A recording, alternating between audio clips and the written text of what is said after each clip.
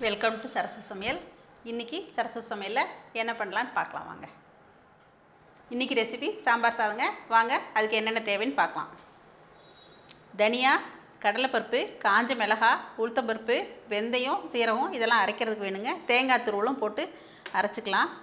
அடுத்து தாளிக்கிறதுக்கு தேவையானது சொல்லிடுறேன். சாம்பார் தூள், மஞ்சத்தூள், பெருங்காயம், கடுகு, உளுத்தம்பருப்பு, உப்பு தேவைக்கு எடுத்துக்கிறோங்க. ஒரே ஒரு தக்காளி கட் பண்ணி வச்சுருக்கேன். சின்ன வெங்காயம், கருவேப்பிலை, புளி நான் ஆல்ரெடி நான் கரைச்சி வச்சுருக்கேன். ஒரு எலுமிச்சம்பழம் அளவுக்கு நான் எடுத்திருக்கேன். அரிசியும் பருப்பும் நான் ஒரு மணி நேரம் முன்னாடியே ஊற வச்சு எடுத்து வச்சுட்டேங்க. நான் இன்றைக்கி சாம்பார் சாதத்துக்கு பச்சரிசி எடுத்திருக்கேன். பொன்னி பச்சரிசி எடுத்திருக்கேன். நீங்கள் புழுங்கல் அரிசி வேணாலும் எடுத்துக்கோங்க. இந்த டம்ளரில் ஒரு டம்ளருக்கு அரை டம்ளர் பருப்பு, அரிசி ஒரு டம்ளர், பருப்பு அரை டம்ளர் எடுத்திருக்கேங்க. அப்புறம் தாளிக்கிறதுக்கு நல்லெண்ணெய், கொஞ்சம் நெய், இவ்வளோதாங்க இதுக்கு தேவையானது. இப்போ வறுத்து அரைக்கிறதுக்கு தேவையானது போட்டுடலாங்க. நான் இப்போ இந்த ஒரு டம்ளர் அரிசிக்கு 1 டேபிள் ஸ்பூன் கடலைப்பருப்பு எடுத்திருக்கேன்.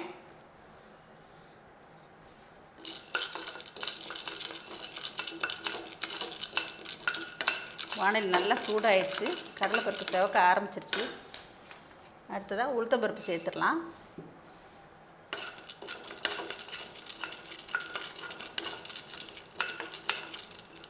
இதோடைய தனியா சேர்த்துக்கலாம். தனியாவும் 1 டேபிள் ஸ்பூன் அளவுக்கு எடுத்திருக்கேங்க. ஜீரகம் சும்மா ஒரு 1/4 டீஸ்பூன் எடுத்திருக்கேன். வெந்தயம் ஒரு 2 சிட்டிகை எடுத்திருக்கேங்க.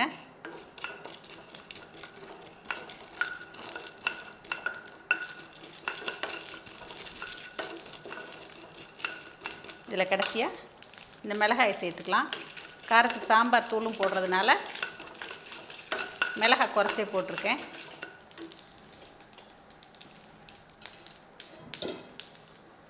இது நல்லா வறுபட்டாச்சு. இப்போ நான் பருப்பு வகை, தனியா, ஜீரகம் எல்லாம் வதக்கியாச்சுங்க. இப்போ ஒரு கொஞ்சமாக நெய் விட்டு இந்த தேங்காய் துருவலை நான் தனியாக வதக்கிறேங்க. கொப்பரை தேங்காயாக இருந்தால் இன்னும் நல்லா வாசமாக இருக்கும். நீங்கள் கிடைச்சா அதை யூஸ் பண்ணிக்கோங்க. அப்படி இல்லாத பட்சத்தில் சாதாரண தேங்காய் துருவல் சேர்த்துக்குங்க. தேங்காய் துருவல் 1 டம்ளர் அரிசிக்கு 1 டேபிள் ஸ்பூன் போட்டிங்கன்னா போதுமானது. பாருங்கள், இது நல்லா கலர் சேஞ்ச் ஆகிற ஸ்டேஜில் நிப்பாட்டிடுங்க. இதையும் சேர்த்து அந்த வறுத்த பொருட்களோடு நம்ம அரைச்சிக்கலாம். பாருங்கள், பருப்பு, தனியா, தேங்காய் இதையெல்லாம் வறுத்துட்டு இது கொஞ்சம் கொரப்பாக அரைச்சி எடுத்து வச்சுருக்கேன். இப்போ நம்ம சாதம் வதக்கலாம் வாங்க. இப்போ சாதம் வதக்கிறதுக்கு மட்டும் தாளிப்பு கடைசியாக கொடுத்துக்கலாங்க. இப்போ இந்த வெங்காயம், தக்காளியெல்லாம் வதக்கிறதுக்கு மட்டும் ஒரு 4 டீஸ்பூன் அளவுக்கு நல்லெண்ணெய் விட்டுருக்கேங்க. இந்த சாம்பார் சாதத்துக்கு எப்பயுமே நல்லெண்ணெய், நெய் தான் நல்லாயிருக்கும்.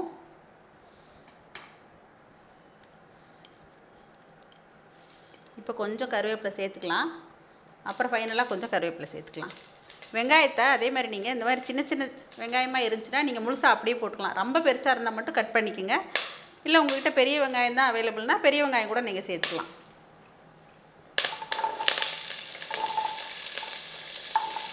ஒரே ஒரு தக்காளி எடுத்துருக்கேங்க.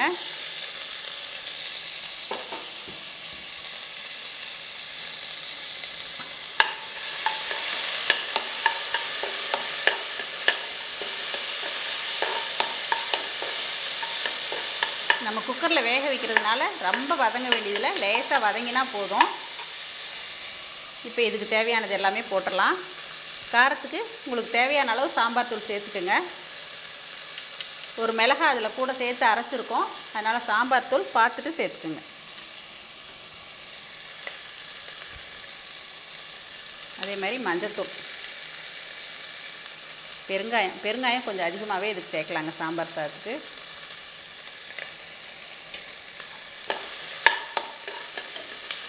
நம்ம அரைச்சிட்டு வந்திருக்கோம் இல்லையா, இந்த பவுடரையும் இதில் நம்ம சேர்த்துடலாம்.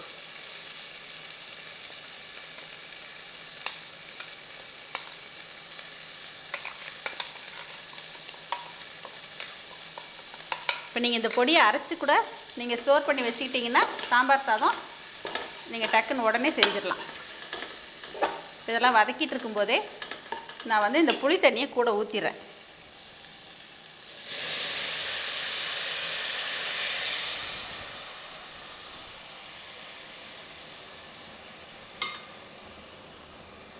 இதுக்கு தேவையான சாதத்துக்கு தேவையான உப்பும் நான் சேர்த்துறேங்க.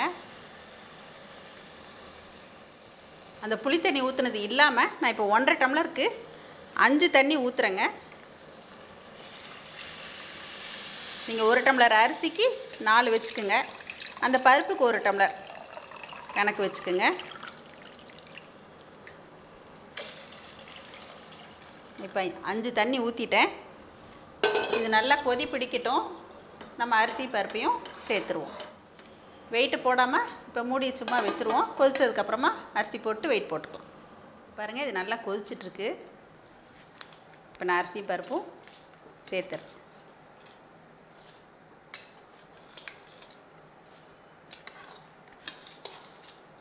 அரிசியும் பருப்பு எதுக்காக ஊற வைக்கிறேன்னா, நல்லா குழஞ்சி அந்த சாதம் நல்லாயிருக்கும். சாம்பார் சாதம், பருப்பு சாதம் இதெல்லாம் கொஞ்சம் குழைவாக இருந்தால் தானே நல்லாயிருக்கும்.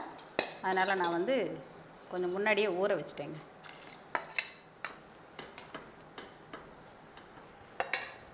நீங்கள் இந்த ஸ்டேஜில் உப்பு காரம்லாம் பார்த்துக்குங்க. தேவைன்னா கூட நம்ம போட்டுக்கலாம். போட்டுட்டு இப்போ நான் மூடி போட்டு வெயிட் போட்டுறேன்.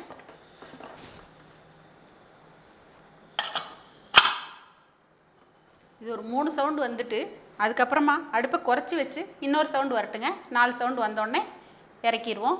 அப்போ தான் நல்லா குழஞ்சிருக்கும். சவுண்டு வர வரைக்கும் வெயிட் பண்ணுவோங்க. இப்போ நம்ம ரைஸ் கலக்கி வச்சு 3 சவுண்டு வந்துருச்சுங்க. இப்போ நான் அடுப்பை குறைச்சிட்றேன். குறைச்சி வச்சு ஒரு சவுண்டு இல்லைன்னா 2 சவுண்டு கூட விட்டு இறக்கலாம். அரிசி பழைய அரிசியாக இருந்துச்சுன்னா 2 சவுண்டு கூட விட்டு இறக்குங்க. விட்டு இறக்கி வெயிட் ஆகிற வரைக்கும் வெயிட் பண்ணுவோங்க.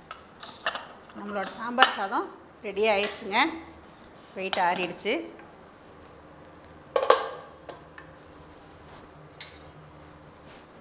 இங்கே பாருங்கள், நல்லா கொழகொழப்பாக நல்லா வெந்திருக்கு. உங்களுக்கு இன்னும் கொஞ்சம் நேரம் கழிச்சிச்சின்னா இது வந்து ஆறிடும், கொஞ்சம் கெட்டியாகும். அதனால் நீங்கள் வந்து இப்போயே இன்னும் கொஞ்சம் வெந்நீர் விட்டு கூட நீங்கள் இதை கொஞ்சம் இலக்கமாக வச்சுருங்க. சூடாக சாப்பிட்றதுக்கு உடனே சாப்பிட்றதா இருந்தால் சரியாக இருக்கும். நீங்கள் கொஞ்சம் நேரம் கழித்து சாப்பிட்ற மாதிரி இருந்துச்சுன்னா அப்போதைக்கு நீங்கள் வெந்நீர் கொஞ்சம் விட்டு கூட சாப்பிட்டுக்கலாம். இப்போ இதுக்கு ஒரு தாளிப்பு கொடுத்துருவோங்க. அவ்வளோதான்.